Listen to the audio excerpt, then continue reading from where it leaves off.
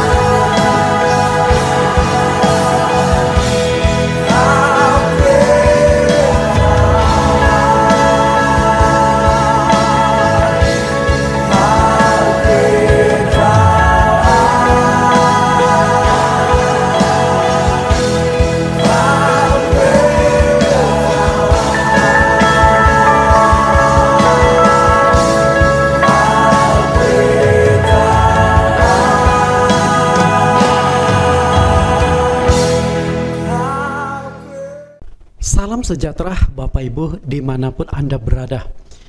Engkau ada di Indonesia maupun ada di luar negeri, tetap bisa berhubungan dengan kami lewat ibadah live streaming. Hari ini tanggal 23 Mei 2021 kita tetap melakukan ibadah live streaming, dan hari ini ibadah tetap saya mengupas tentang tema yang sama, yaitu mengenal hidup manusia. Dari tema ini saya jadikan 6 kali pertemuan, ada 6 subtema atau judul yang berbeda-beda tapi berkaitan dan berkesinambungan. Mengenal hidup manusia. Tema judul keempat yang akan kita kupas adalah makna dan tujuan hidup manusia. Ini sangat penting supaya sasaran tujuan hidup ini tercapai.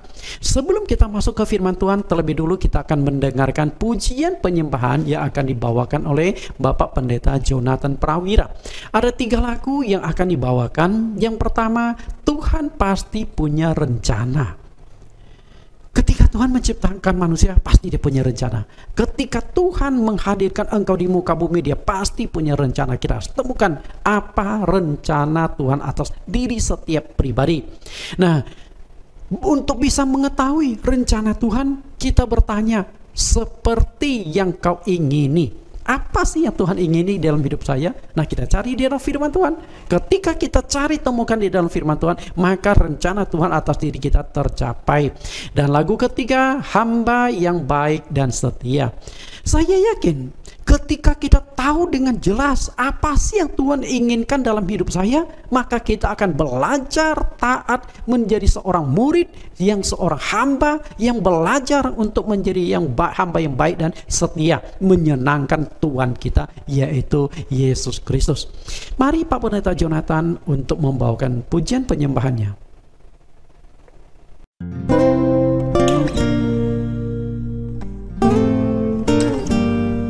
Walau harus berjalan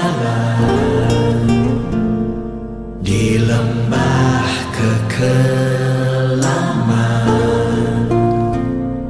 tak perlu goyah, sebab ku kenal siapa yang ku percaya.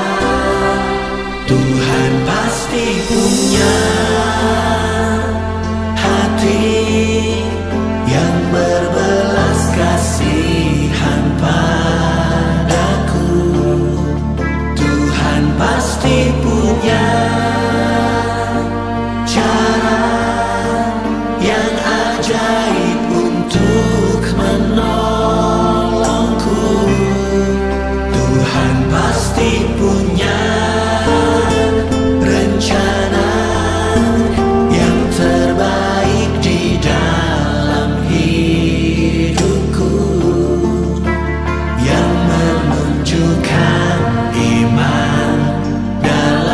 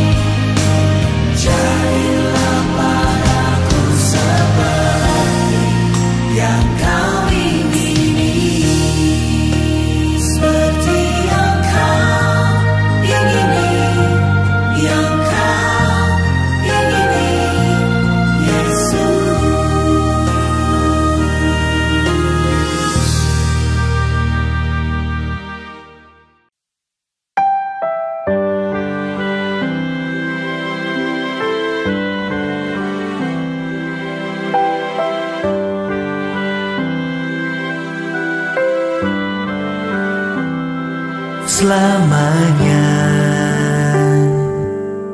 Ku akan berdoa agar ku mengerti kehendak-Mu atas hidupku ini selamanya. Ku akan berjuang untuk memenuhi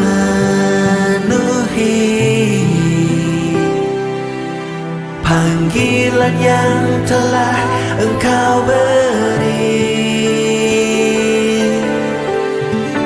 sampai Kau mendapati ku hamba yang baik dan setia, layak menerima mahkota-Mu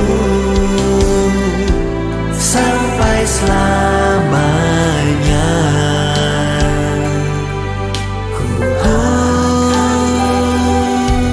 Ku akan berjuang untuk memenuhi panggilan yang telah Engkau beri,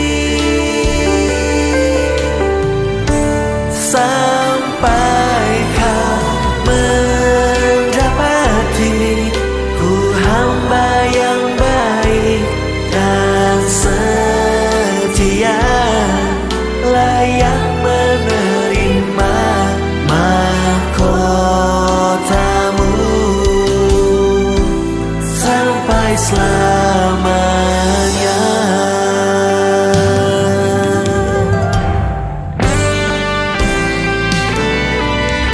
Apapun kelelahan kita selama di dunia akan terhapuskan oleh sukacita selamanya saat Tuhan berkata, "Baik pekerjaan-Mu, hai hamba-Ku yang baik dan setia. Masuklah dan turutlah dalam kebahagiaan Tuhan-Mu."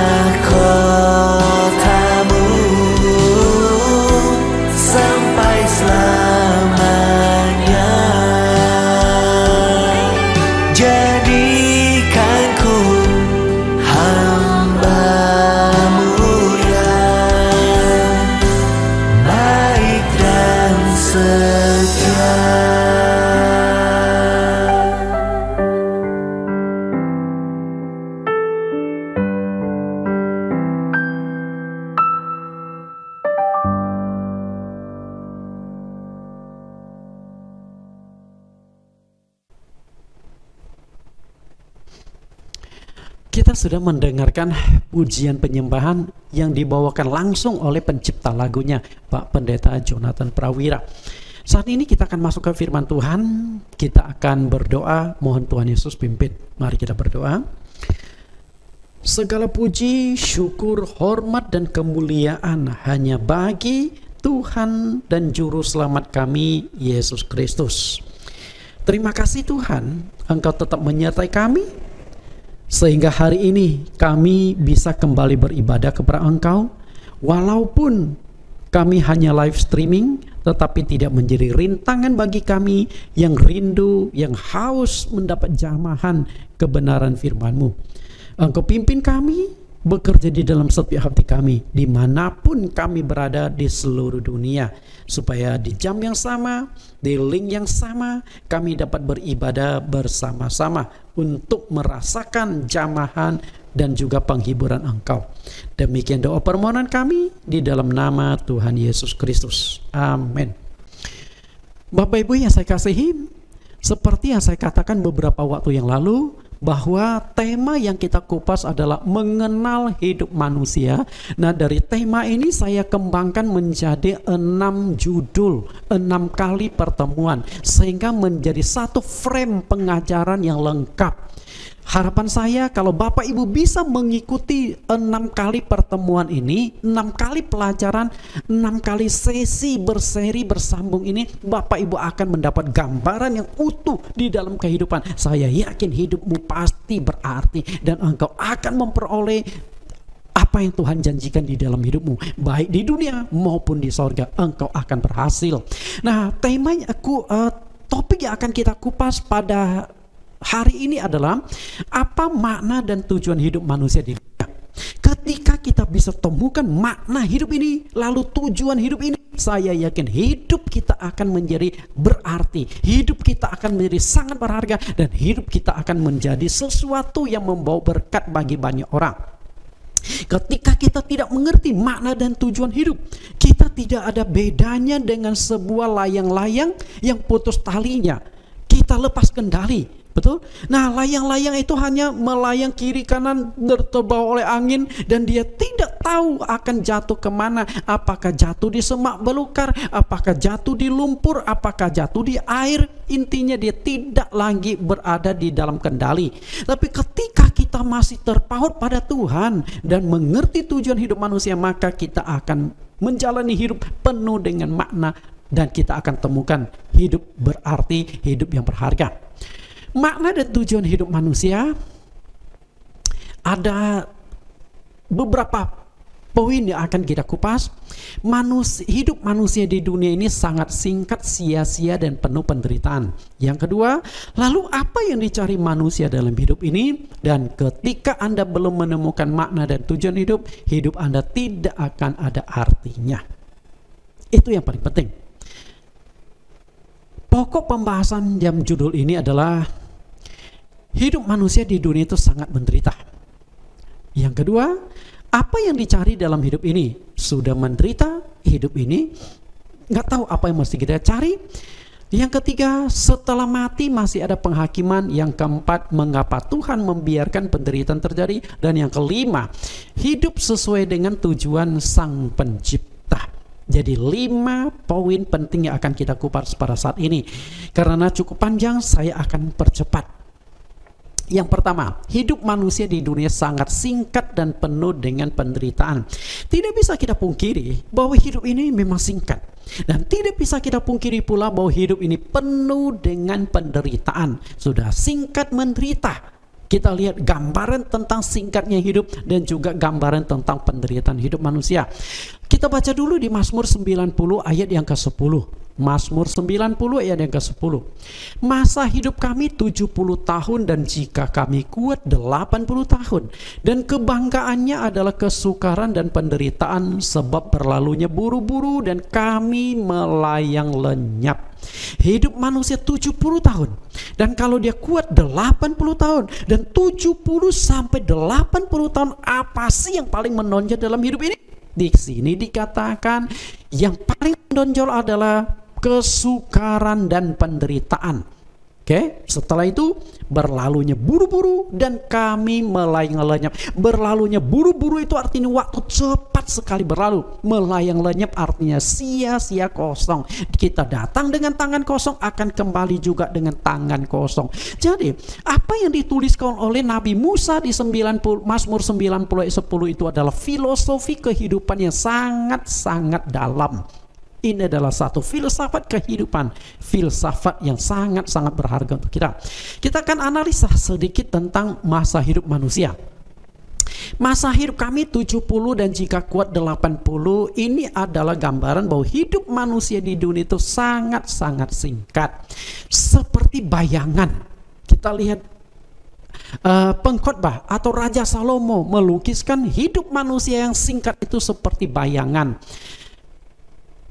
Pengkhotbah 6 ayat 12. Karena siapakah yang mengetahui apa yang baik bagi manusia sepanjang waktu yang pendek dari hidupnya yang sia-sia, yang ditempuhnya seperti bayangan. Siapakah yang dapat mengatakan kepada manusia apa yang akan terjadi di bawah matahari sesudah dia? Perhatikan kata bayangan. Oke. Bayangan sebagai lukisan bahwa hidup itu cepat sekali berlalu. Nah, bayangan itu muncul tatkala ada matahari, dan matahari itulah akhirnya menjadi suatu petunjuk tentang waktu. Matahari terbit dan matahari tenggelam. Terbit pada jam 6 pagi, tenggelam pada jam 6 sore. Sehingga dalam satu kali putaran itu memang 24 jam. Dari 24 jam, siangnya itu ada 12 jam, malamnya itu ada 12 jam.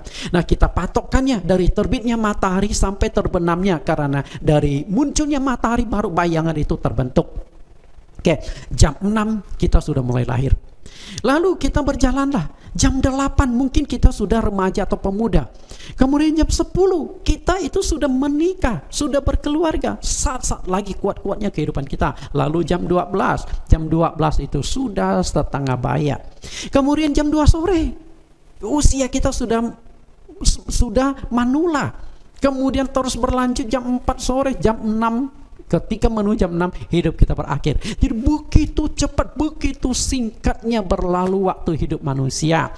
Kemudian Rasul Petrus melukiskan hidup manusia seperti bunga rumput di 1 Petrus 1 ayat 24. 1 Petrus 1 ayat 24, sebab semua yang hidup adalah seperti rumput dan segala kemuliaannya seperti bunga rumput. Rumput menjadi kering dan bunga gugur. Kenapa dilukiskan sebagai bunga rumput? Karena hidup manusia, bunga itu mewakili dua kondisi dalam hidup manusia. Apa saja yang diwakili oleh bunga? Bunga mewakili sukacita. Artinya, bunga itu kita kirimkan ketika seseorang buka kantor usaha baru atau waktu pacaran kasih bunga. Jadi bunga itu mewakili ucapan selamat, ucapan senang, turut bersuka cita. Tapi di sisi lain, bunga juga mewakili sifat duka cita. Ketika orang meninggal, kita kirim karangan bunga, tentunya maknanya sudah beda dengan karangan bunga sukacita. Boleh saja sama-sama karangan bunga, tapi tulisannya berbeda, betul? Coba kalau ketika ada urusan kelahiran atau urusan ulang tahun atau peresmian kantor, kita tulis kami turut bersuka cita. Okay? Tapi kalau ada yang meninggal, coba Anda tulis kalimat kami turut bersuka cita, Anda pasti bermasalah, betul? Itu lagi berduka cita. Jadi ada suka, ada duka. Nah, demikian pula bunga cepat sekali bertumbuh, bertunas, kemudian begitu indah, tapi setelah itu belayu, gugur, dan jatuh. Itulah gambaran hidup manusia. Kemudian seperti seorang pelari, Ayub melukiskan hidup manusia seperti seorang pelari. Hari-hariku berlalu lebih cepat daripada seorang pelari, lenyap tanpa melihat bahagia. Seorang pelari ada dua garis yang harus dia lewati, garis start dan garis finish. Nah, garis start ini ibarat saat itu kita baru lahir. Okay? Ketika tidak lahir, kita sudah melewati garis start. Kita keluar dari rahim ibu kita, kita mulai melakukan perjalanan hidup ini. Sampai suatu saat akhirnya kita pasti mencapai garis finish. Pasti menuju ke akhirnya, yaitu kematian. Dari garis start sampai garis finish, itu kan cepat sekali. Seorang pelari sangat ditentukan oleh kecepatan. Makin cepat dia berlari, maka dia akan menjadi juara. Artinya kecepatan pergantian waktu melalui lukisan seorang pelari ini. Lalu seperti seorang bertamu, kita lihat lukisan seperti seorang petamu itu dituliskan di 1 Tawarik 29 ayat yang kelima. Sebab kami adalah orang asing di hadapanmu dan orang pendatang, sama seperti semua nenek moyang kami. Sebagai bayang-bayang hari-hari kami di atas bumi dan tidak ada harapan. Tadi penulis pengkhotbah Raja Salomo melukiskan hidup manusia seperti bayang-bayang. Nah, ternyata di 1 Tawarik pun sama seperti bayang-bayang, tapi di sini ada lukisan yang lain, yaitu tentang orang asing, pendatang atau bertamu. Apa yang dimaksudkan dengan pendatang atau bertamu? Pertama adalah sadar bahwa hidup ini hanya bertamu, artinya jangan lupa pulang. Ini bukan rumah Anda hanya bertamu, Anda hanya menumpang di dunia. Rumah yang sebenarnya jangan lupa, engkau harus kembali ke sana. Oke. Kemudian waktu singkat berlalu, pada waktu pulang Setelah bertamu, barang-barang pemilik rumah itu jangan Anda bawa jadi milik Anda. Oke? Anda bertamu di rumah, waktu mau pulang, kipas anginnya Anda bawa, kemudian televisinya Anda bawa, kursi ini itu Anda bawa, itu bermasalah, betul? Bertamu ya bertamu, pulang ya kembali lagi, nggak mungkin kita bawa barang yang tempat kita bertamu ini. Artinya kita hidup di dunia itu hanya bertamu, datang dengan telanjang akan kembali juga dengan telanjang, dan semua lukisan itu adalah gambaran hidup manusia yang begitu singkat. Selain Nabi Musa, Ayub juga mengungkapkan penderitaan dalam hidup manusia di dalam kitab yang ditulisnya di Ayub pasal 14 ayat 1-2. Manusia yang lahir dari perempuan singkat umurnya dan penuh kegelisahan. Seperti bunga ia berkembang lalu layu, seperti bayang-bayang ia lenyap dan tidak dapat bertahan. Kembali lagi Ayub malah melukiskan ada bayang-bayang, lalu ada bunga. Oke, tapi dia lukiskan tentang penderitaan hidup manusia. Hidup manusia itu seperti bayangan dan hidup manusia itu seperti bunga. Itu adalah satu lukisan bahwa hidup manusia itu cepat sekali berlalu tanpa melihat harapan. Hilang lenyap tanpa dapat bertahan. Hilang lenyap itu artinya sia-sia. Bapak Ibu yang saya kasih, penderitaan hidup manusia itu sangat banyak dan beraneka ragam. Berikut ini diungkapkan penderitaan yang menimpa manusia secara umumnya. Apa saja penderitaan-penderitaan yang dihadapi oleh manusia? Penderitaan mencari nafkah. Kita lihat penderitaan mencari nafkah. Ketika Adam dan Hawa jatuh dalam dosa, Tuhan memberikan hukuman kepada Adam sebagai kepala keluarga, sebagai yang mencari nafkah. Tuhan berkata, dengan bersusah payah engkau akan mencari rezekimu dari tanah seumur hidupmu. Lalu dengan berpeluh engkau akan mencari makananmu. Artinya, gara-gara Adam dan Hawa jatuh dalam dosa, kutukan Tuhan datang, manusia mengalami penderitaan untuk mencari rezeki demi hidup ini. Apalagi sejak corona sudah menyerang di dunia 1 tahun lebih. Okay? 1 tahun lebih. Dunia mengalami goncangan. Ekonomi benar-benar lumpuh. Satu demi satu perusahaan bangkrut. Satu demi satu hotel tutup. Yang paling terpukul itu memang hotel. Yang paling terpukul itu memang kuliner. Banyak restoran-restoran ditutup karena orang tidak berani keluar, orang tidak bisa santai lagi makan. Andai kata beli pun terbatas, sehingga banyak orang akhirnya takut keluar lalu masak di rumah, pesan sayur lewat online dan sebagainya. Kemudian penderitaan karena kemiskinan. Ulangan 24 ayat 14. Janganlah engkau memeras pekerja harian yang miskin dan menderita, baik ia saudaramu maupun seorang asing yang ada di negerimu, di dalam tempatmu. Miskin dan menderita. Ada orang miskin, mungkin dia nggak menderita, tapi di sini dikatakan sudah miskin menderita lagi, karena memang secara umum kemiskinan itu identik dengan penderitaan. Bagaimana tidak menderita? Karena engkau tidak punya uang, engkau tidak bisa apapun. Saya lihat mereka yang sakit, sakit lalu ingin berobat. Karena tidak uang, akhirnya mereka hanya bisa andalkan berobat dengan asuransi BPJS dan sebagainya. Dan itu sangat terbatas. Banyak orang tua terpaksa disuruh antri berjam-jam hanya dapat pengobatan secara gratis karena ada BPJS itu. Kasihan sekali. Bapak Ibu, sakit penyakit ketika engkau mengalami kemiskinan, engkau tidak bisa apapun, makan, tidur adanya. Sungguh, kemiskinan itu adalah gambaran dari penderitaan. Lalu, apakah Anda sangka orang kaya tidak menderita? Jika orang miskin dia merasa dirinya menderita, ternyata orang kaya juga banyak yang menderita. Bukan jaminan orang kaya itu hidupnya paling enak.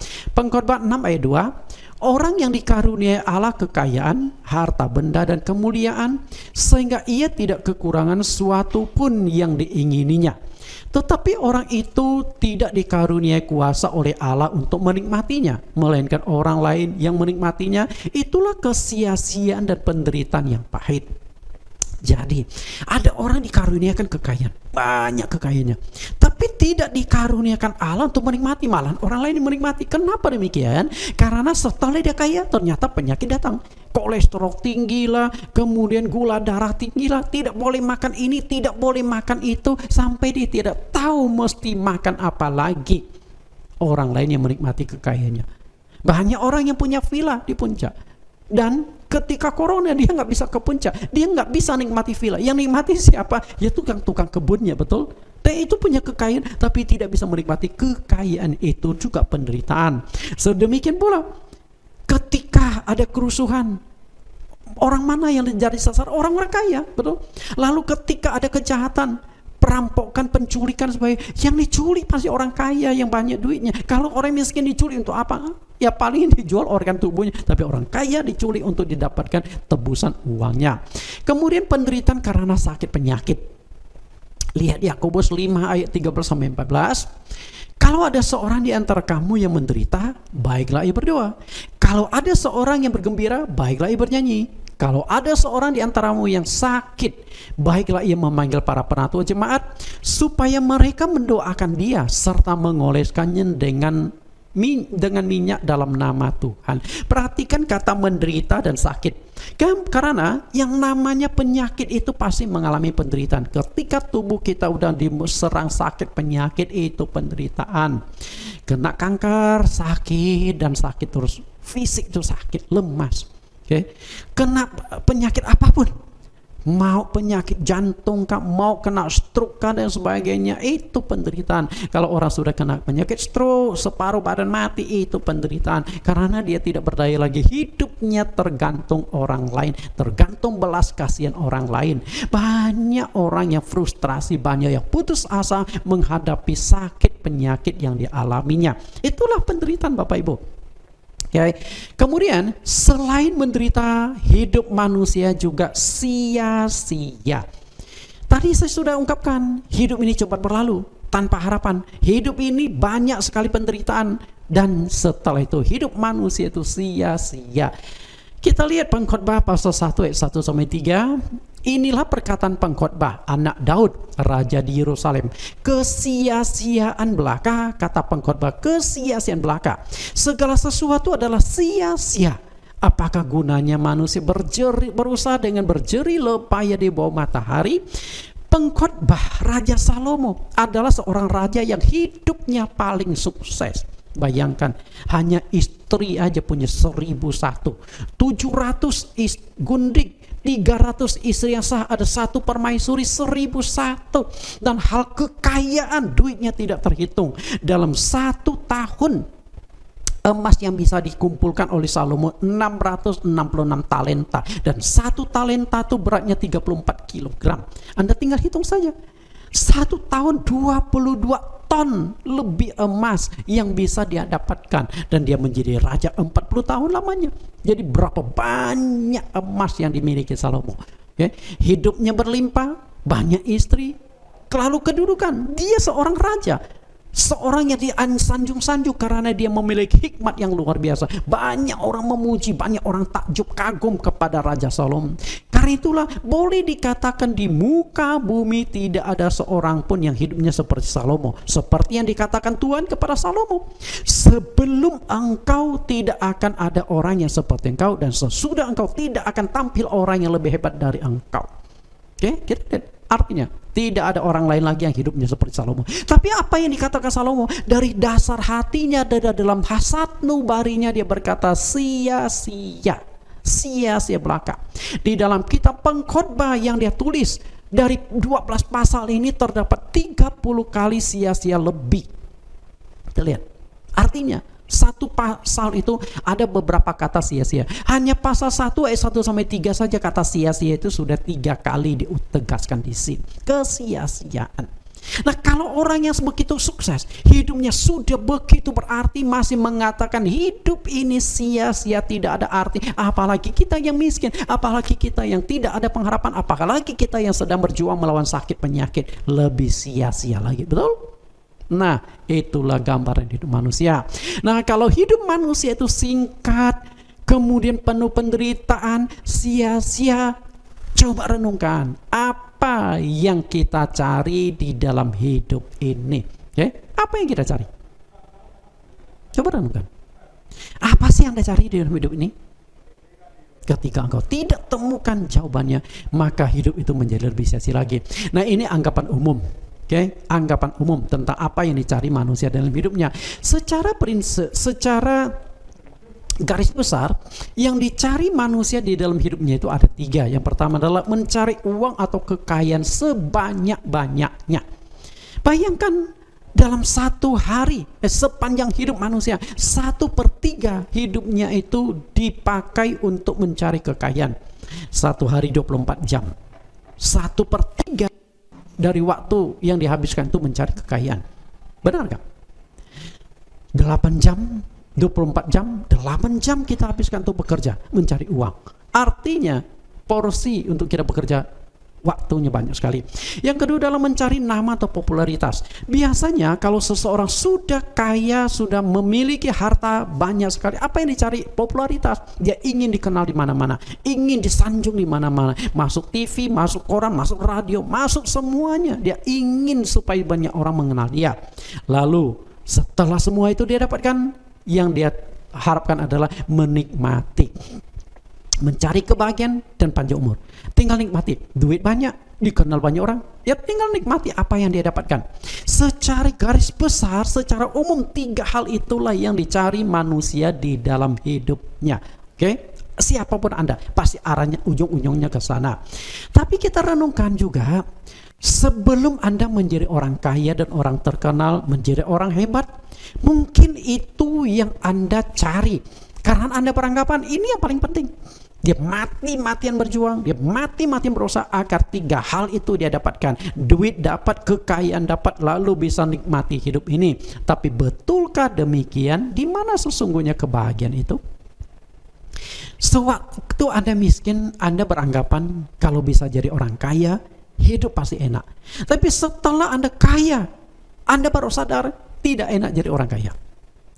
Kalau Anda miskin, Anda tidak ada beban, Anda mungkin hanya karyawan biasa. Yang namanya karyawan, perusahaannya mau maju atau tidak itu bukan urusan dia. Perusahaannya mau sukses atau gagal, dia hanya karyawan. Tapi bos sangat stres. Ketika terjadi krisis ekonomi, bos harus mempertahankan perusahaannya. Dia harus tetap menggaji karyawan. Tidak mudah. Itu jadi masing-masing punya kesulitan, penderitaan. Jadi dengan kata lain, hidup manusia tidak ada yang enak. Kemudian yang ketiga, setelah mati masih ada penghakiman. Tidak enak lagi, betul? Jadi hidup manusia itu nggak ada enak-enaknya. Ada penghakiman setelah kematian. Lihat kembali apa yang ada di dalam Mazmur 90:10. Saya memberikan satu skema hidup manusia. Hidup manusia itu seperti sebuah garis ini. Ada lahir dan juga ada mati. Kemudian dari kelahiran, sebenarnya kita sudah mulai melakukan perjalanan panjang menuju pada kematian. Dan setelah kita mati, apakah habis perkara? Apakah selesai? Hanya ada 2 tempat yang akan dituju setelah kita mati. Kalau tidak sorga, ya neraka. Hanya ada 2 tempat itu. Tidak ada tempat yang lain. Nah, dari lahir kita menjalani kehidupan ini sia-sia, penuh penderitaan, penuh kesulitan, dan juga kosong. Nah, setelah itu kita mati. Setelah mati masih harus menghadapi 2 hal, sorga atau neraka. Dan itu sangat menentukan adalah waktu kita hidup ini. Sorga dan neraka bukan ditentukan setelah kita mati, tapi sewaktu kita hidup itu kita sudah mulai memilih, saya mau masuk sorga atau saya mau masuk neraka. Ada di tangan kita sendiri. Kita lihat Ibrani 9 ayat 27. Ibrani 9 ayat 27. Dan sama seperti manusia ditetapkan untuk mati hanya 1 kali saja, dan sesudah itu dihakimi. Setelah mati berarti bukan habis perkara, bukan selesai. Manusia setelah mati masih harus menghadapi penghakiman Allah. Perhatikan baik, sesudah itu dihakimi. Artinya sesudah kehidupan kita di dunia berakhir, bukan berarti selesai. Kita masih menghadapi yang namanya penghakiman. Nah, yang menjadi pertanyaan saya sekarang adalah, setelah mati ada rasa sakit nggak menurut Anda? Setelah mati masih ada rasa sakit nggak? Hanya ada dua jawaban, ya dan tidak ada. Dan tidak. Oke? Mungkin ada yang berkata, Pak Nathan, kalau sudah mati sudah nggak ada rasa sakit lagi. Betulkah setelah mati tidak ada rasa sakit? Sebenarnya ayat ini sudah menjelaskan bahwa setelah mati itu masih ada rasa sakit. Coba renungkan baik-baik. Kalau setelah mati tidak ada rasa sakit lagi, apakah penghakiman masih perlu? Benar kan? Kalau sudah mati tidak ada rasa sakit, otomatis penghakiman juga sudah tidak diperlukan lagi. Apalagi mau dihakimi. Apa urusannya lagi? Betul kan? Dan dihakimi, apa yang saya sudah nggak merasakan kok. Tapi karena masih ada rasa sakit, masih ada penghukuman. Ketika engkau dicampak ke neraka, engkau akan mengalami kesakitan. Dan ketika engkau masuk surga, engkau masih akan merasakan happy, masih akan merasakan kebahagiaan, sukacita dan sebagainya. Artinya perasaan itu tidak akan pernah mati. Fisik bisa mati, perasaan tidak mati. Perasaan senang, sedih, perasaan sakit dan sebagainya tidak akan pernah hilang.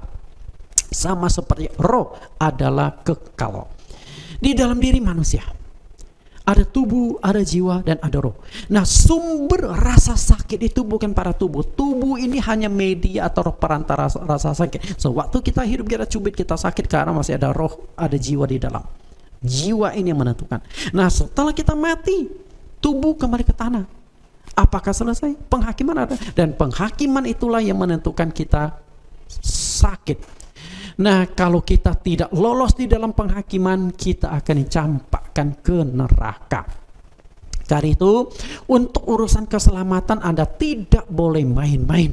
Karena api neraka taruhannya. Tidak boleh main-main. Karena itu, Anda harus benar-benar mengenal Allah yang benar. Ketika engkau tidak mengenal Allah yang benar, maka engkau akan mengalami siksaan yang luar biasa. Lihat apa yang dikatakan oleh Tuhan Yesus di Matius pasal 13 ayat 41-42. Anak manusia akan menyuruh malaikat-malaikatnya dan mereka akan mengumpulkan segala sesuatu yang menyesatkan dan semua orang yang melakukan kejahatan dari dalam kerajaannya. Semuanya itu akan dicampakkan ke dalam dapur api. Di sanalah akan terdapat ratapan dan ketak gigi. Histeris, meratap loh. Bukan tangisan, meratap dan kertakan gigi. Begitu sakitnya, begitu susah menahan sakit itu. Mengerikan sekali. Jangan sampai engkau masuk ke sana. Terlalu menderita. Okay? Jadi setelah mati masa ada penghakiman. Dan kalau penghakiman kita gagal, kasihan sekali. Kita hanya punya satu kesempatan. Karena kita hanya punya satu nyawa. Ayat yang sudah kita baca tadi di Ibrani 9:27, satu kali saja sesudah itu dihakimi. Artinya kesempatan hanya satu kali. Jangan sampai engkau gagal. Di dunia engkau boleh mengalami kegagalan dalam hal apapun. Usahamu gagal, kemudian pendidikanmu gagal, pekerjaanmu gagal, pernikahanmu gagal, apapun engkau boleh mengalami kegagalan di muka bumi. Dan ketika mengalami kegagalan mungkin kita masih bisa perbaiki. Tapi kalau kegagalan masuk surga hanya satu kali. Ketika engkau gagal, engkau sudah tidak ada harapan lagi. Lebih baik engkau tidak usah hidup di dunia. Jika Anda tidak lolos dalam penghakiman, Anda akan mengalami double penderitaan. Kenapa saya katakan double penderitaan? Di dunia, di dunia engkau mengalami penderitaan. Tadi saya sudah jelaskan sedikit lukisan tentang penderitaan hidup manusia. Hidup manusia penuh dengan penderitaan singkat dan sia-sia. Dan setelah kita mati masih ada penghakiman. Lalu di akhirat kalau kita gagal dalam penghakiman, masuk dicampakkan ke neraka, tersiksa lagi. Artinya double penderitaan. Justru itulah kita boleh mengalami penderitaan di bumi, tapi jangan sampai mengalami penderitaan di neraka. Penderitaan di muka bumi itu hanya mungkin sekian puluh tahun, sepanjang hidup kita saja. Tapi setelah itu penderitaan di neraka itu tidak ada batas waktu selama-lamanya. Jangan sampai kita gagal ke sana. Jangan sampai kita gagal masuk surga. Jangan sekali-kali kita sampai ke sana. Karena itu Bapak Ibu, double penderitaan. Lebih baik engkau tidak pernah dilahirkan daripada engkau harus masuk ke neraka. Cukup penderitaan di muka bumi saja, cukup penderitaan di dunia. Nanti kita berharap bisa masuk ke dalam kerajaan sorga. Penderitaan Yang keempat, mengapa Allah membiarkan penderitaan itu terjadi dalam hidup manusia? Tidak sanggupkah Allah mencegah manusia memakan buah pengetahuan yang tentang yang baik dan yang jahat, yang menjadi penyebab utama segala penderitaan dalam hidup manusia? Kenapa ya Allah biarkan? Nah, seringkali kita tepat mendengar istilah free will. Tapi coba renungkan baik-baik. Betulkah ada free will? Mungkin kita perlu mempertajam hal itu. Free will, betulkah ada free will? Menurut saya tidak ada free will. Karena jika betul ada free will, mestinya ketika Adam dan Hawa makan buah pengetahuan baik dan jahat, tidak ada penghakiman, tidak ada penghukuman. Tapi kenapa mereka masih ada dihukum? Free will dalam ruang lingkup kecil mungkin iya. Allah berkata, engkau bebas makan buah apapun yang ada di Taman Eden. Itu free will, betul. Tidak ada halangan, tidak ada larangan apapun. Tapi tentang buah pengetahuan baik dan jahat, jangan kau makan. Itu bukan free will lagi. Lalu ketika kau makan masih ada sanksi atau hukuman, itu bukan free will lagi. Dengan kata lain, bebas memilih tetapi belum tentu bebas sanksi. Bebas memilih. Di Kejadian pasal 2 ayat 16, semua buah dalam taman ini boleh kau makan dengan buahnya bebas. Tapi ada sanksi. Di ayat Kejadian 2 ayat 17, pohon pengetahuan baik dan jahat jangan dimakan buahnya. Kalau engkau makan pasti engkau mati. Nah, ini sanksi. Bebas memilih, tidak bebas sanksi. Itulah yang harus kita renungkan. Bebas memilih, tidak bebas dari sanksi. Rancangan Allah. Jadi Allah itu merancang yang terbaik untuk manusia. Allah dari awal sudah merancangkan yang terbaik bagi manusia. Satu kali ada seorang anak muda bertanya kepada saya waktu kita PA, Pak Nathan, menurut saya Allah itu salah menciptakan manusia. Mestinya bukan diciptakan di hari ke-6, tapi mestinya diciptakan di hari pertama. Saya tanya, kenapa Anda bisa ambil kesimpulan seperti itu? Dia berkata, begini Pak Nathan, kita mengetahui Allah menciptakan apa saja, kan itu tulisan Musa. Kita mengetahui bagaimana Allah menciptakan manusia juga dari Musa. Kita mengetahui Allah lakukan cipta selama 6 hari, dan hari pertama ciptakan apa, kedua ciptakan apa, ketiga ciptakan apa, dan seterusnya juga dari Musa. Betul? Nah, kalau Musa sembarang nulis, kita kan dibohongi Musa. Wah, saya pikir hebat juga anak muda ini sampai Musa penulis kitab Taurat pun dikritik sama dia. Nah, lalu dia berkata, seharusnya Allah ciptakan manusia itu di hari pertama supaya manusia bisa menjadi saksi dari ciptaan Tuhan. Bagaimana Allah menciptakan dengan berfirman, lalu hari pertama ciptakan apa dan sebagainya. Nah, nanti manusia itu akan menceritakan lagi kepada keturunan dari generasi satu generasi yang selanjutnya sampai sekarang, sehingga kisah penciptaan itu menjadi utuh dan tidak akan ngawur. Betulkah itu? Sebenarnya tidak. Dari awal Allah memang menjadikan manusia sebagai sentral dari ciptaan. Ingin ciptakan semua itu yang terbaik bagi manusia. Setelah selesai ciptakan, Allah berkata, berkuasalah atas ikan-ikan di laut, burung-burung di udara, dan atas segala ternak dan binatang yang merata di muka bumi. Artinya setelah Allah ciptakan semuanya, Allah ingin manusia nikmati. Artinya Allah itu ingin yang berikan yang terbaik bagi manusia. Sehingga kalau hari ini manusia menderita, manusia mengalami kesakitan, manusia harus menghadapi penghukuman, itu bukan salah Allah. Karena dari awal Allah itu ingin berikan yang terbaik bagi manusia. Dan setelah itu Allah tempatkan manusia di Taman Eden, taman yang begitu indah, dikelilingi oleh 4 buah sungai. Setelah itu ada berbagai macam emas permata yang luar biasa. Kalau Anda baca di Kejadian pasal 2, Anda akan temukan banyak batu permata yang mungkin saat ini kita tidak temukan lagi. Bentuknya seperti apapun kita tidak tahu. Lalu boleh makan semua jenis buah di Taman Eden. Allah bebaskan itu. Beranak cucu dan berkembang biak. Kemudian menguasai semua ciptaan Allah. Itu rancangan Allah. Rancangan Allah. Namun di tengah-tengah Taman Eden itu ada pohon pengetahuan tentang baik dan jahat. Dan Allah tidak merancangkan manusia itu melanggar, manusia itu makan buah pengetahuan baik dan jahat. Itu bukan rancangan Allah. Tapi hidup manusia itu kan perlu hukum. Pohon pengetahuan tentang yang baik dan yang jahat itu mewakili hukum. Coba bayangkan kalau hidup manusia tanpa hukum, hidup manusia itu pasti kacau. Dan pohon pengetahuan tentang yang baik dan yang jahat itu adalah mewakili hukum. Jadi hukum pertama kali dibuat oleh Allah untuk manusia adalah melalui pohon pengetahuan tentang yang baik dan yang jahat itu. Yang namanya hukum, isi hukum dan sanksi. Sama juga, isi hukum, jangan kau makan buah pengetahuan baik dan jahat. Sanksinya, kalau engkau makan pasti mati. Semua hukum itu ada dua unsur itu. Nah, sayang sekali manusia itu akhirnya menyimpang keluar dari rancangan Allah. Rancangan Allah adalah yang terbaik, tapi manusia menyimpang dan memakan buah pengetahuan baik dan jahat. Lalu dikutuk oleh Tuhan. Artinya apa? Penyebab penderitaan hidup manusia itu adalah manusia itu sendiri, bukan Allah. Allah merancangkan yang terbaik, merancangkan masa depan yang baik seperti yang dikatakan Yeremia 29:11. Aku mengetahui rancangannya ada padaku, rancangan damai sejahtera, memberikan kamu masa depan yang penuh harapan. Sayang sekali manusia keluar dari rancangan Allah. Jika Adam dan Hawa tidak keluar dari rancangan Allah, seharusnya tidak mengalami penderitaan.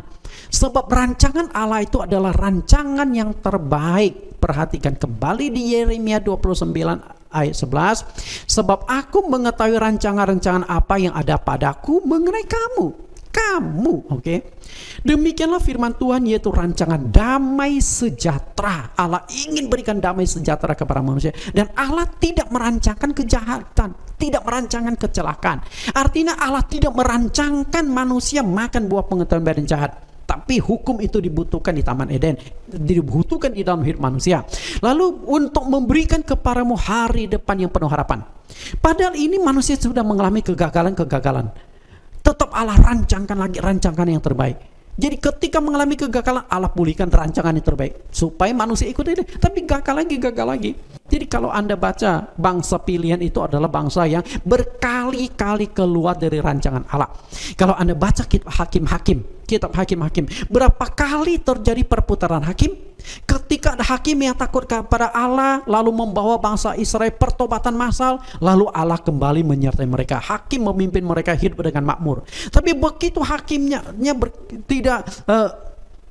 hakimnya berganti kepada hakim yang benar, lalu hancur lagi. Berulang kali terjadi masa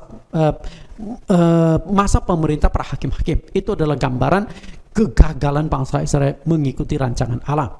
Rancangan Allah, rancangan damai sejahtera. Dan apabila kamu berseru dan datang untuk berdoa kepadaku, maka aku akan mendengarkan kamu. Artinya, kalau engkau mau kembali pada rancangan Allah, Allah siap menuntun engkau, Allah siap untuk mengarahkan engkau supaya kembali pada kehendak Allah. Lalu Yakobus pasal 1 ayat 13-15. Apabila seorang dicobai, janganlah ia berkata, pencobaan ini datang dari Allah. Sebab Allah tidak dapat dicobai oleh yang jahat, dan ia sendiri tidak mencobai siapapun. Tetapi tiap-tiap orang dicobai oleh keinginannya sendiri, karena ia diseret dan dipikat olehnya. Dan apabila keinginan itu telah dibuahi, ia melahirkan dosa. Dan apabila dosa itu sudah matang, ia melahirkan maut.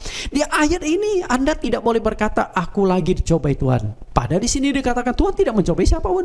Nah, setiap orang jatuh, setiap orang mengalami penderitaan karena kesalahannya sendiri. Kesalahan sendiri. Jadi pencobaan ini tidak datang dari Allah. Ayat 16, saudara-saudara yang kekasih, janganlah sesat. Nah, ayat 16 sampai ayat yang 18 ini adalah counter perkataan manusia. Perkataan manusia adalah pencobaan yang datang dari Allah. Artinya menuduh Allah tidak berbuat patut, menuduh Allah yang membuat manusia mengalami penderitaan. Nah, oleh Yakobus dia membela Allah. Di ayat 16, saudara-saudara yang kukasih, janganlah sesat. Setiap pemberian yang baik dan setiap anugerah yang sempurna datang dari atas, diturunkan dari Bapa segala terang. Padanya tidak ada perubahan atau bayangan karena pertukaran. Atas kehendaknya sendiri ia telah menjadikan kita oleh firman kebenaran, supaya kita pada tingkat yang tertentu menjadi anak sulung di antara semua ciptaannya. Yang terbaik itu pasti datang dari Tuhan. yang sempurna datang dari Tuhan. Kalau Tuhan mau memberkati itu pasti yang lebih baik. Itu contoh sederhana lah. Misalnya ketika pesta pernikahan di Kana, mereka kehabisan anggur. Dan Allah Tuhan Yesus mengubah mengubah air menjadi anggur. Dan anggur yang dibuat oleh Tuhan Yesus lebih enak daripada anggur yang disediakan oleh tuan rumah. Biasa anggur yang terbaik itu disajikan lebih dulu dalam pesta bangsa Yahudi. Setelah itu pelan-pelan sampai dia terakhir itu anggur yang sudah tidak enak lagi. Dan itu pun habis diminum sampai tidak cukup. Dan Tuhan Yesus ubah air menjadi anggur, dan anggur yang terbaik yang Tuhan berikan kepada mereka. Itulah anugerah yang sempurna, pemberian yang baik, anugerah yang sempurna. Itu datangnya dari Allah. Oke. Sebenarnya yang menjadi penyebab manusia jatuh dalam dosa itu adalah ketidaktaatan manusia itu sendiri. Di dalam Kejadian pasal 17 itu sudah sangat jelas, kalau engkau makan buah pengetahuan tentang yang baik dan jahat, engkau pasti mati. Artinya kesalahan itu ada pada manusia. Lalu yang terakhir, jangan keluar dari rancangan Allah. Itu yang paling penting. Jangan keluar dari rancangan Allah. Di atas sudah dijelaskan bahwa penyebab utama manusia mengalami berbagai masalah, kegagalan, kesulitan, dan penderitaan adalah manusia keluar dari rancangan yang sudah ditetapkan oleh Allah.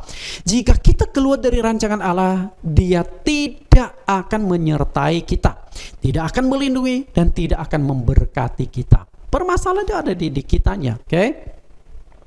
Rancangan Allah seharusnya menjadi fokus dan tujuan hidup manusia. Karena Allah menciptakan segala sesuatu pasti punya tujuan, dan manusialah yang diharapkan menggenapi tujuan itu. Amsal 16 ayat 4. Tuhan membuat segala sesuatu untuk tujuannya masing-masing. Bahkan orang fasik dibuatnya untuk hari malapetaka. Jadi Tuhan itu punya tujuan, tinggal Anda mencari tujuannya. Diciptakan untuk kemuliaan Tuhan. Yesaya 4:37, semua orang yang kusebutkan dengan namaku, yang kuciptakan untuk kemuliaanku, yang kubentuk dan yang juga kujadikan. Fokus semua adalah untuk Tuhan. Semua diciptakan untuk kemuliaan Tuhan. Artinya, bumi diciptakan untuk kemuliaan Tuhan. Hewan, tumbuhan, makhluk di darat, makhluk di laut, semua diciptakan untuk kemuliaan Tuhan. Dan manusia diciptakan untuk kemuliaan Tuhan. Dan semua ciptaan itu diserahkan kepada manusia. Dan manusia untuk kemuliaan Tuhan, artinya semua diciptakan untuk kemuliaan Tuhan. Itu rancangan Tuhan. Nah, ketika kita bisa memenuhi apa yang dikehendaki Tuhan, ketika dalam hidup manusia tidak bisa memuliakan Tuhan, maka tujuan itu tidak tercapai. Adam dan Hawa keluar dari rancangan Allah sehingga tujuan itu tidak tercapai. Lalu bagaimana kita mendatangkan kemuliaan bagi Tuhan? Tuhan menghendaki kita hidup untuk kemuliaan Dia. Bagaimana cara kita mendatangkan kemuliaan dari Tuhan? Kita lihat gambaran tentang Yesus. Yesus adalah gambaran kemuliaan Allah. Bagaimana cara Yesus memuliakan Allah Bapa? Di Yohanes 17:4, aku telah mempermuliakan engkau di bumi dengan jalan menyelesaikan pekerjaan yang engkau berikan kepadaku untuk melakukannya. Satu-satunya cara kita memuliakan Tuhan, hidup dalam rancangan Tuhan, artinya ikut apa yang dikatakan Tuhan. Apa sih tujuan hidup manusia di dunia? Tujuan hidup manusia adalah melakukan apa yang Tuhan kehendaki. Itu fokus utamanya. Sang Pencipta Yesus memberikan gambaran kemuliaan, memberi kemuliaan kepada Bapa dengan cara menyelesaikan pekerjaan yang ditugaskan Bapa kepadanya.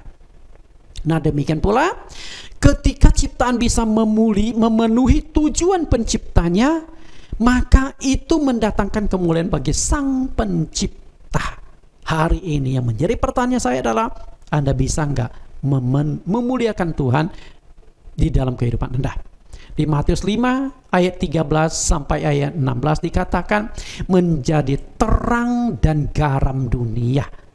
Intinya, jadi apa tujuan hidup manusia di dunia? Apa yang dicari manusia di dunia? Menjadi terang dan garam dunia. Fokusnya ada di sini, menjadi terang dan menjadi garam dunia. Apa yang dimaksud menjadi garam dan terang? Karena dengan menjadi garam dan terang dunia, engkau bisa memuliakan Bapamu di sorga. Nah, kalau bisa memuliakan Bapa kita di sorga, artinya tujuan penciptaan tercapai. Karena tadi saya sudah katakan, tujuan penciptaan adalah agar manusia bisa memuliakan Allah, untuk kemuliaan Allah. Jadi kalau hidup kita bisa memuliakan Allah, maka tujuan hidup kita, fokus hidup kita sudah tercapai.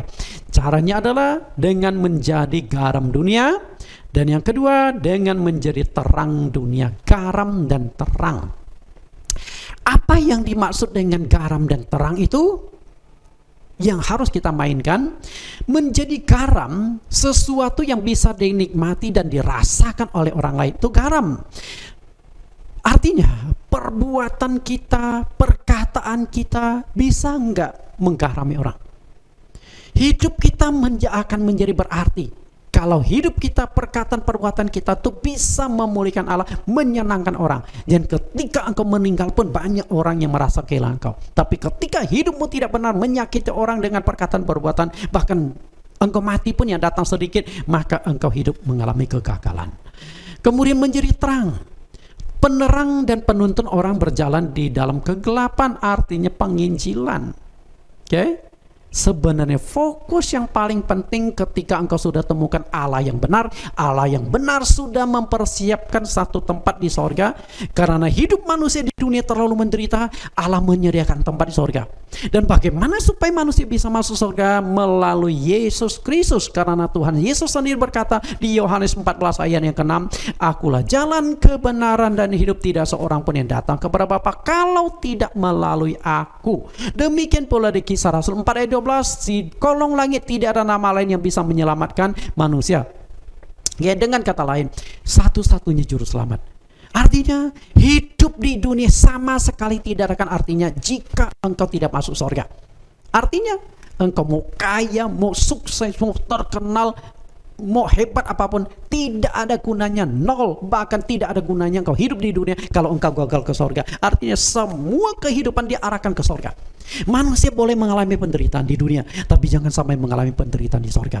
Karena itulah tujuan hidup manusia di dunia adalah menjadi terang dan garam dunia. Menjadi garam itu artinya hidup itu berdampak ke manusia, berdampak baik, dan menjadi terang adalah memberitakan Injil supaya orang yang mengalami penderitaan di dunia bisa memperoleh anugerah keselamatan di sorga.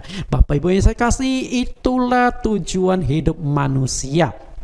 Kita sudah selesai ke pelajaran yang keempat. Minggu depan kita akan sambung ke pelajaran yang kelima. Setelah mati, kemana manusia akan pergi? Tuhan Yesus memberkati. Harapan saya Bapak Ibu tetap mengikuti pelajaran ini sampai selesai. Kita berdoa. Segala puji, hormat, syukur dan kemuliaan hanya bagi Tuhan kami yang luar biasa, Yesus Kristus. Engkau sudah menyertai kami, sudah menuntun kami, dan kami juga sudah mengikuti ibadah live streaming pada hari ini. Semoga hari ini memberikan sukacita, memberikan pandangan, dan juga memberikan arahan tentang kehidupan kami. Apa yang kami cari di dalam hidup ini, supaya fokus hidup kami sesuai dengan rancangan dan kehendak Engkau. Terima kasih Tuhan.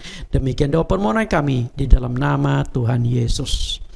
Bapak Ibu, kita akan mendengarkan pengumuman dan juga doa penutup yang akan disampaikan oleh Bapak Pendeta Jamesy. Mari Pak Pendeta Jamesy, persilakan. Ya. Shalom Bapak Ibu yang kami kasihi. Kita bersyukur kita telah mendengarkan firman Tuhan yang telah disampaikan oleh Bapak Pendeta Nathan Jurnawan. Bila kiranya firman ini boleh menjadi rema dalam kehidupan kita. Kesempatan ini juga saya akan menyampaikan beberapa buah pengumuman. Yang pertama, berhubung masih tingginya jumlah positif COVID-19, maka untuk di bulan Mei ini kita masih akan tetap beribadah secara live streaming. Biarlah kiranya seluruh jemaat dan simpatisan boleh tetap setia beribadah walaupun melalui media online. Kedua, bagi pengurus JCC CMC yang belum mendapatkan vaksin gratis karena adanya pembatasan usia, maka kita boleh memanfaatkan program yang diberikan pemerintah melalui jalur tokoh agama untuk bisa mendapatkan surat keterangan dari pihak gereja, dapat menghubungi Bapak Pendeta Nathan Jurnawan. pemimpin agama ataupun aktivis gereja dapat prioritas untuk memperoleh vaksin. Mari kita manfaatkan kesempatan ini. Pengumuman ketiga, dibuka pendaftaran calon baptisan air angkatan ke-21. Baptisan akan diadakan awal bulan Juni 2021. Informasi pendaftaran dapat menghubungi Bapak Tony Hartanto di 0813 8863 3968. Inilah pengumuman yang saya sampaikan. Sebelum kita akhiri ibadah kita, saya mau ajak kita untuk sama-sama berdoa. Bapa kami yang ada di dalam kerajaan surga, Bapa yang kami panggil di dalam nama Tuhan Yesus Kristus. Pada kesempatan hari ini Tuhan, kami ingin berdoa dan memanjatkan rasa puji dan syukur kami untuk setiap pertolongan dan penyertaan Tuhan dalam kehidupan kami. Kami ada dengan tubuh yang sehat saat ini Tuhan, hanya karena kemurahan dan kasih pertolongan Tuhan. Tapi kami juga ingin berdoa buat jemaat-jemaat yang mungkin saat ini dalam keadaan sakit Tuhan. Kami berdoa untuk Bapak Bong Jijung, ayahanda dari Bapak Pendeta Nathan Jurnawan yang beberapa waktu lalu terkena serangan stroke dan dirawat di Panti Velda Rehabilitasi Khusus Stroke. Kami mohon kiranya kasih dan pertolongan Tuhan boleh nyata dalam kehidupan Bapak yang kami kasihi ini. Kami juga berdoa buat Bapak Pendeta Stefanus yang sedang mengalami stroke dan gangguan ginjal. Tiada yang mustahil bagimu Tuhan. Mujizat-Mu nyata dalam kehidupan Bapak yang kami kasih ini. Biarlah Tuhan pulihkan sehingga beliau boleh kembali beraktivitas dan melayani-Mu ya Tuhan. Kami berdoa buat kakak lelaki Ibu Evi Ngangi yang juga mengalami stroke dan saat ini sedang dirawat di Rumah Sakit Mitra Keluarga Bekasi. Kami mohon Tuhan cabut penyakit yang ada dalam kehidupannya. Biarlah beliau boleh menyampaikan berita sukacita atas mujizat yang telah Tuhan berikan. Tak lupa kami berdoa buat Ko Ameng yang sedang mengalami asam lambung. Kami yakin dan percaya mujizat Tuhan, bilur-bilur Tuhan mampu menyembuhkan ya Tuhan. Kami berdoa buat anak Bapak Mulyadi yang sedang mengalami COVID-19, virus yang sedang melanda Tuhan. Kami yakin dan percaya semua ada maksud Tuhan. Tapi kami mohon Tuhan, biarlah kiranya anak dari Bapak Mulyadi dapat disembuhkan. Dan dia boleh menyampaikan kesaksian atas kuasa tangan Tuhan. Kami berdoa buat kondisi COVID-19 yang masih merebak di seluruh wilayah Republik Indonesia Tuhan. Biarlah kiranya kondisi ini boleh segera berlalu dari kehidupan kami. Kami boleh kembali beraktivitas seperti sedia kala. Tak lupa kami berdoa buat pelaksanaan vaksinasi yang sedang tersebar di seluruh wilayah Indonesia. Biarlah kiranya boleh disegerakan Tuhan, sehingga kami boleh menerima imun yang lebih baik lagi. Kami boleh terhindar dari serangan COVID ini Tuhan. Kami berdoa buat keamanan dan kedamaian negara Republik Indonesia yang kami kasihi, khususnya TNI dalam menghadapi kelompok bersenjata di Papua. Tuhan berikan ketegaran, Tuhan berikan kekuatan, sehingga beliau ini boleh mampu menyelesaikan tugas-tugasnya dengan baik Tuhan. Kami juga berdoa buat perencanaan dalam pengusahaan untuk memiliki sebuah gedung ibadah. Tiada yang mustahil bagimu Tuhan. Kami hanya merindukan di mana tempat kami untuk bisa beribadah dengan baik, di mana kami dapat mempermuliakan nama-Mu Tuhan.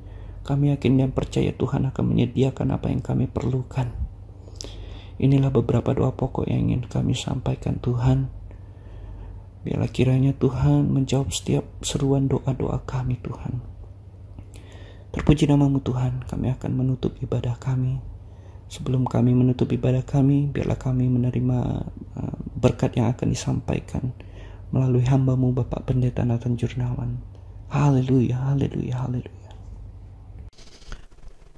Kita sudah mendengarkan pengumuman dan juga doa penutup, doa syafaat, dan kita akan akhiri ibadah kita. Mari saya akan doakan Bapak Ibu. Hormat, kemuliaan, kuasa yang sempurna dari surga akan turun atas saudara sekalian. Maka saudara akan diberkati dalam setiap pekerjaan saudara. Apapun yang dikerjakan tanganmu akan memberikan hasil. Saudara-saudara akan diberkati dalam keamanan, Kemanapun engkau melangkah, Tuhan akan melindungi langkahmu. Saudara-saudara akan diberkati dalam kesehatan. Yesus Kristus sanggup menyembuhkan apapun penyakitmu, dan Dia juga akan menjauhkan engkau dari virus corona. Saudara-saudari akan memperoleh sukacita, damai sejahtera, keharmonisan, dan berkat yang berlimpah di dalam keluargamu masing-masing saat ini sampai selama-lamanya. Kita naikkan pujian, jadikan rumah doa di bagian refnya. Jadikan Tuhan rumah doamu, agar semua suku bangsa datang menyembahmu.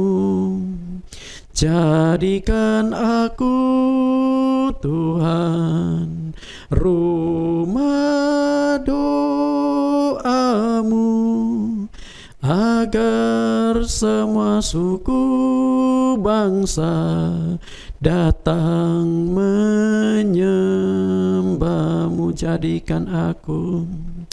Jadikan aku Tuhan rumah doamu, agar semua suku bangsa datang menyembahmu.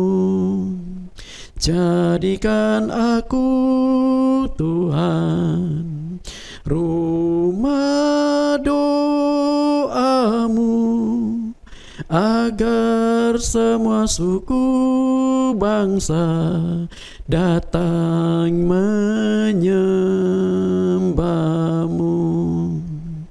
Amin. Sampai bertemu minggu depan dengan topik kemana manusia pergi setelah mati. Itu pertanyaan yang harus temukan jawabannya. Tuhan berkati.